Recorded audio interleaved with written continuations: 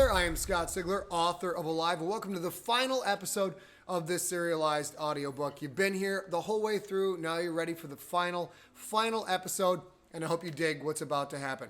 There's really not too much to say at this point. You know the story, you know what's going on, and in this episode, Em and the birthday children will either escape and move on to their new life, or they will be trapped forever in the very same place that they woke up. Just to let you know, I'm going to run the first episode of A Light, which is the sequel to Alive, and book 2 of the Generations trilogy. That'll be posted on November 15th, 2015 over at scottsigler.com. Or you can just sign up for my podcast at scottsigler.com/iTunes. One-click subscription with iTunes. You'll get my free stories every Sunday, and you'll never have to go without hearing this lovely, lovely voice. So I hope you tune in for that. I hope you've enjoyed the story. I appreciate all the time you spent listening to this tale. And here we go with the final episode of Alive. If you dig it, let me know in the show comments down below what you thought of it, or you can leave a comment for me over at scottsigler.com. Look for episode 20, post a comment there. I hope I've made a new fan with you. Here we go. 42. I don't know what I expected to see, but I did not expect a blank room. There was nothing in here, nothing but a black, sparkly floor and 4 black, sparkly walls. This can't be right. What have I done? I walk in. There has to be something here. There has to be. There is not. I turn to the others. Spingate and Gaston are standing in the doorway looking around. Bishop still holds the monster that is myself. There's nothing here, I say. What do we do now? I feel lost. I led everyone here. I have made a horrible mistake. This shuttle must be where the monsters wanted us to go. Matilda tricked me. The monsters will catch us, take us away. We will all die. We will all be overwritten. Our brief, fear-filled lives will cease to exist. Gaston smiles. Not his arrogant smile. Not the joking grin he has when he tries to annoy Bishop. This smile is genuine. It is sweet. It is a smile of pure wonder, the smile of a 12-year-old boy who remembers something truly astounding. He walks forward. The room comes alive. Lights flash everywhere, not just on the walls and floor and ceiling, but in the air itself. Streams and streaks of color swell and move, turn and twist. Red and blue and green and yellow lines and dashes, glowing dots. It overwhelms my senses. A new voice speaks from nowhere and everywhere all at once. A voice that is neither male nor female. Welcome, Captain Xander. Gaston walks up to me. He has never been this handsome. Joy radiates from him, makes me want to hug him, kiss his cheeks. Lights play across his face. Glowing dots dance on his eyebrows, his lips, moving when he moves, as if they are a part of him. He takes my hand and squeezes it tight. Em, you did it, he says. His eyes gleam. He looks at me like I am his hero. You saved us. Spingate and I will take it from here. What does he mean? Gaston, I don't... Xander, he says. My name is Xander. He raises his right hand above his head. Yellow and green lines bathe his fingers and palm, as if he's wearing a glove woven from light. He again flashes that stunning smile at me, gestures to the room that has come alive. Em, you got us here, he says. No one knew what to do, but you did. The madness of this room makes no sense to me. Shouldn't I understand some of this? O'Malley sees my dismay and speaks for me. You're right, Gaston. Em got us here. Do you know what to do next? The glowing boy shrugs. Not yet, but I have some ideas. I think I know how to fly. I just have to remember. Spingate stands next to him. She, too, is painted in light. I'll help Xander, she says. I look at my hands and see that they're normal. There are no lights on me. There are none on O'Malley either, or on Bishop. Spingate looks tired and drained, but elated as well. She glows like a living torch. She is so happy, it's impossible not to fall in love with her all over again from simply looking at her face. Go talk to the others, Em, she says. Tell them everything will be okay. Tell them that we're going home. Home. She's right. The Zolotl, with its garden and its coffin rooms, its pigs and grown-ups and butchery. This place is not ours. Neither is the dead planet the monsters left behind so long ago. Those places were never our homes. We were created to live on the planet below. We were made to walk on Omeocan. An arm around my shoulders, O'Malley guiding me out of the strange room. I walk with him. I stop at the wheel door and look back. Spingate and Gaston shine like a pair of angels. The black walls and black ceiling have vanished. In their place, I see many pictures floating free, so realistic you could reach into them, touch whatever was there. One picture shows the chamber outside this shuttle. Another, the dark hallways we just walked through. Another, the brown and blue and green planet below. And yet another shows a long, spinning copper cylinder, the massive ship we are still inside of. O'Malley pulls gently, gets me moving again. He guides me to the shuttle's entryway, where Bishop is waiting, Matilda still cradled in his arms. The platform is empty. At the bottom of the ramp, Elsa Fani, Coyote, and Farrar stand guard. Bishop leans in close. O'Malley and I talked, he says. Do we do it in the new coffin room, where everyone can see, or outside the shuttle? Matilda has given up the fight. She lies limp, awaiting her fate. She looks at me, her one good eye a swirling red jewel. My legs won't hold me up much longer. They shake from fatigue. I need to find some space in the aisle between the coffins.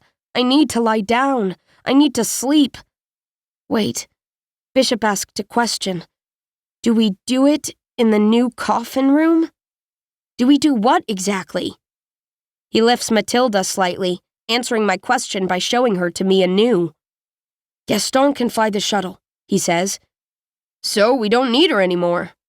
Matilda's body shivers. I hear the sound of bones scraping on bone. Bishop is asking if you want to kill me quietly, or execute me in front of the others, she says. Do it in front of the others, little leader. It is important you show people what happens if they cross you. The way she's speaking now, she thinks she's helping me. She thinks she's dying. I am her legacy, the part of her that will live on, and she wants that part to succeed, to have power. Matilda is telling me what she would do if our positions were reversed. Some people do not approve of being sacrificed. That's what she wants. She wants me to sacrifice her, make an example out of her so that everyone will fear me, fear and obey. All the bodies, all the death, the massacre of the Zolotl. How much of that was by her command? Matilda doesn't really think she murdered anyone at all. She thinks her butchery served a greater purpose.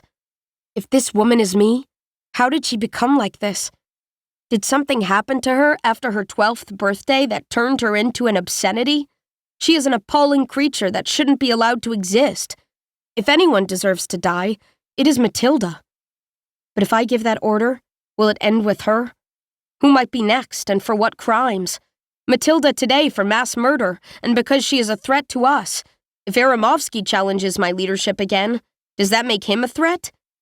The question isn't if I have the power to order death, because I obviously do. The question is, if I use that power now, will I use it again? The answer terrifies me worse than anything I've seen or experienced so far, because I can't deny the hard truth. The answer is yes. I shake my head. I am not her. I am not Matilda. I am M, and M has a choice to become something better. I point down the ramp. Leave her in the chamber. She led us to the shuttle. She did what we asked, so we let her live. O'Malley and Bishop stare at me like I'm crazy. She is our enemy, Bishop says. She wants to erase you. O'Malley nods vigorously. Bishop's right. Matilda has to die. They agree? The two boys don't agree about anything, and they find common ground when it comes to murdering a prisoner? Bishop, I get. He sees things in simple terms, kill or be killed terms. But I thought O'Malley was more complex. Disappointment wriggles uncomfortably in my chest. I said no. We're getting away. No one else dies. Once we're down on the surface, she can't follow us. She won't be able to hurt us anymore. My decision is final. Matilda nods, understanding. I'd forgotten, she says. Sacred Sintioto bless me. I'd forgotten how idealistic I once was. I'm sparing her life, and she's mocking me? A scream, a battle cry, makes me jump. Elsefani, racing away from the base of the ramp, leaving Farrar and Coyotl to stare. The red-gray caked twins, screaming, waving bone clubs over their heads, sprinting toward the archway. There, a pair of wrinkled coal-black monsters, walking in, each step a twitching, jittering, painful effort. One monster carries an axe, the other a jeweled scepter. They have found us. Elsefani! Come back! My shout echoes through the room, but if the twins can hear me over their own violent howls, they don't respond. I start down the ramp, make it 2 steps, before a boy's hand locks down on my arm. O'Malley, holding me, but I yank my arm free and hear my shirt sleeve rip. The ramp's hard points dig into my running feet. Bishop thunders down the ramp behind me. I'm halfway down when Spingate's shout stops me. She leans out of the shuttle entrance. Em, get everyone inside. We can see the hallway. More of them are coming. Gaston thinks the shuttle will protect us. Down the ramp, my feet slap against the metal floor. Elsefani halfway to their target. I look to the archway. My heart turns to ice. The 2 monsters weren't alone. Hundreds of them pour through, their movements stilted and halting, as if each step brings a bolt of agony. An army of ancient darkness, of diseased bodies that should have died centuries ago. And on some of their arms, silver bracelets with a long point that ends at their wrist. I stop. Bishop stops next to me, Matilda still in his arms. It's about damn time, she says, her voice full of appreciation and, possibly, hope that she might live through this after all. Captain Xander finally broke out the guns. Bishop's roar makes my best sound like a whisper. Elsefani! Stop! His voice echoes off the floor, the ceiling, the walls, and again the twins don't hear. They charge, bellowing, brandishing their clubs. The pieces click together with a nearly audible snap. We beat the grown-ups in the garden because they didn't bring the weapons, because they wanted to take us alive. But now we've got the shuttle, their only way to reach Omeocan. How could I have been so stupid? They would rather kill most of us than let us strand them here forever. The monsters raise their arms. Bracelets glow with a white heat. The twins almost make it. A crackling sound I've never heard before, like a living animal boiled in oil. Then narrow cones of shimmering energy blaze from the bracelet tips. A white flash silhouettes Elsefani. Their backs are black shadows against a blinding light. I see this for a split second. Then I can see through their backs. The Elsefani battle cry ends forever. 100 bloody pieces scatter across the floor, rolling and flopping to a wet stop at the monster's feet. A howl rips from my lungs, launched so hard and so instantly that my throat shreds and burns. Those butchers murdered my friends. Tears well up. Despair crushes me, compresses me, but I clench my teeth and force it away. There is no time. I grab Matilda's wrist, yank her out of Bishop's arms. The ancient creature falls hard to the floor. Everyone back inside! I sprint up the ramp. The circle stars are so fast they pass me by. O'Malley and I rush in. As soon as I'm through the door, I scream to my right. Gaston! Get us out of here! Coyotl and Farrar run to the coffin room. Bishop and O'Malley stay with me in the corridor. The floor vibrates. Shuttle doors closing. Through them, at the base of the ramp, I see Matilda Savage. She's lying on one hip, looking at me with her single swirling red eye. My creators stumbling, shambling people close in. They point their arms at me, the white glow of their bracelets building to a blinding shimmer. The shuttle doors hiss closed. 1 second, I am at the edge of death. The next, there are red metal walls, a hand's width from my face. I hear something hit the shuttle with a sizzling sound, but nothing comes through. Gaston's voice booms from everywhere and nowhere at once, comes from the shuttle itself. Get in those coffins! Get in and lie still! I'm being pulled. Bishop drags me toward the big room. I won't go into the darkness again. I can't. My hand is a fist. My punch drives square into Bishop's eye. I think of Latu in the fraction of a second before Bishop grabs my forearm so hard I feel bones bend. Gaston's voice, roaring. Hang on! We're going home! Get in the coffins or you'll die! I try to yank my hands free, but Bishop's grip might as well be the metal bars that held me in my coffin. Bishop, let me go! I can't go in there! I can't! I am lifted, thrown over his wide shoulder. He carries me into the coffin room. I punch at him, try to kick him. I rake his back with my fingernails. Don't you dare, Bishop! Don't you leave me in the dark! I rake him again, feel his body on my fingers. I'm in the aisle now, coffins on my left and right. People who aren't already in coffins are scrambling to find empty ones. Hands grab my wrists. It's O'Malley. Em, stop it! It will be all right. I lift my head, see deep blue eyes drowning in helpless fear. I feel my face twist into a wicked snarl. I hurl my hate at him. O'Malley, kill Bishop! He's trying to trap me in the dark and I'll die! I can't go back there! I fight and kick and twist, but the two boys are far stronger than me. Why don't they understand? Things bite in the darkness. The shadows want to hold me down and suffocate me. I'll be trapped again, trapped forever. This is a trick of Brewer's. He's working with Matilda to capture us all, to capture me and erase my mind. They will overwrite me, but that's not enough for them. They are going to put me in the dark first, to punish me, and... The world spins. It takes me a second to realize what's happening, to understand what the padding under my back means. My friends put me in a coffin. Hands hold me in place. I'm thrown to the left, smashed up against the padded wall. That wasn't the boys. It was the shuttle itself, moving. An instant of realization cuts through my blinding terror, lets me think straight for a brief moment. Gaston and Spingate. The shuttle is leaving the Solodal. They are getting us out of here. Bishop and O'Malley pin me down, using only enough strength to stop me from sitting up or lashing out at them. I'm in a coffin. I am going into the darkness. My friends have betrayed me. I have to fight. I have to kill. A face close to mine, peering in at me. A small face. A girl. She's wearing a clean shirt.